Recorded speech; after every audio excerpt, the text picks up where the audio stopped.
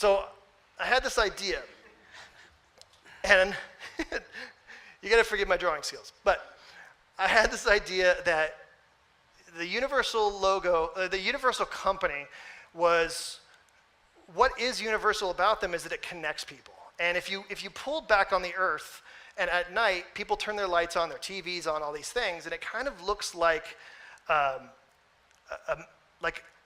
a network in your brain. It kind of looks like neurons. It kind of looks like the nervous system. And that's kind of like, that's what connects people, and that's what connects in your body, and that's what connects people on this planet. And I just had this idea. I'm like, if we could just sell them on the idea of putting all these little lights turned on all over the world, it can feel like, oh, the whole world is illuminated by Universal. And I felt like I have this Mad Men, Don Draper type thing. I'm going to drive it home. So I made a whole storyboard on like what I thought was, they didn't end up doing this, but I thought like, oh, you start with a little person on in like Tahiti or something, and it goes to a suburban neighborhood, and you're watching all the lights come on, and then you pull out, and as the lights are coming on, then you rest on that. So I didn't know how to build that. It never got built, but they did the last 10 seconds, or like the last 5 seconds of that. So then I go, okay, I got to figure out how to build this thing. I had gotten all this inspiration scrapped together, and I had hired a bunch of 3D guys, but I had no idea about 3D. I didn't know anything about it. All I'd ever learned was Photoshop and website stuff. So I hired like 4 or 5 different 3D guys to each take a shot at it, and it was terrible. It was like to every single person gave me awful, and I just looked at it and was like, that's not what I'm trying to imagine. That's not what I want. And I kept trying, going back and forth with these guys, going, no, like the lights, and make it like big and expansive, and make it curved, and do all these things. And I could not. It was either my fault for not being able to communicate with them, or maybe they were just bad 3D guys. That's also possible. But I think they were pretty good. I just didn't know how to communicate with them. So I got so frustrated, and we were getting down to the wire of being able to make our big presentation, that I was like, I'm gonna take how hard could Cinema 4D be? I'm just gonna take a shot. Like, I'm just gonna get a book, I'm just gonna sit with it for a weekend and see what I could do. It turns out Cinema 4D is much harder than Photoshop.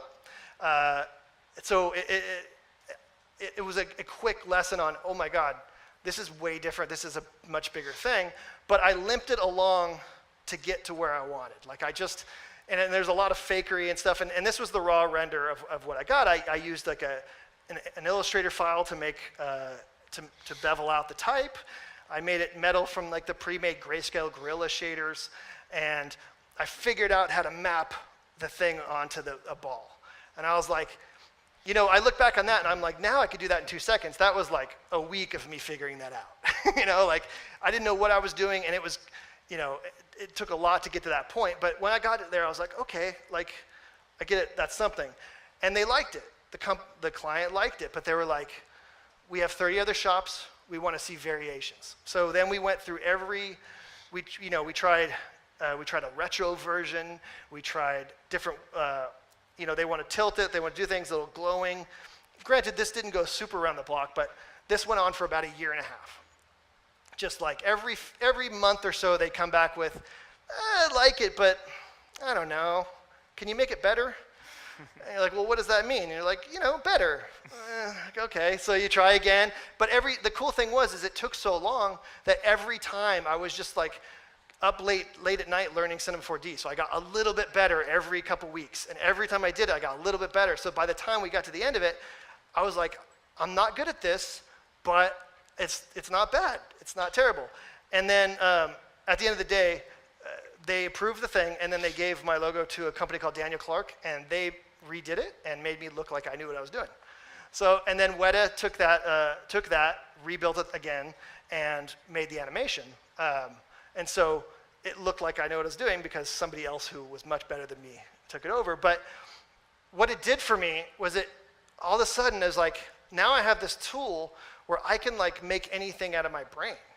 And it's only limited by my own ability to make these things. Like it's really limited to how hard do I want to work, And at the time, I really wanted to work hard. So I was like, it worked out really well with my mentality of just like, I was excited because I found this new thing. It's like Photoshop for me felt so small, and this felt so big. And then I started looking into like Maya and ZBrush and all these different things, and I was like, oh my gosh, like this is a gigantic world. I tried to learn like RealFlow, and I tried to like at the time and Houdini and all these things, and I definitely hit a point where I had to stop. But like this was for me like the way in. This was like an eye-opening, and I was 30. You know, like I completely decided. I just looked at my boss and said, I only want to do this from now on. And they said, no. And I said, okay, then I quit. And so I quit knowing that like I had a lot more learning in front of me. So I went and I became a freelancer so that I could work like 20 hours a week and just learn.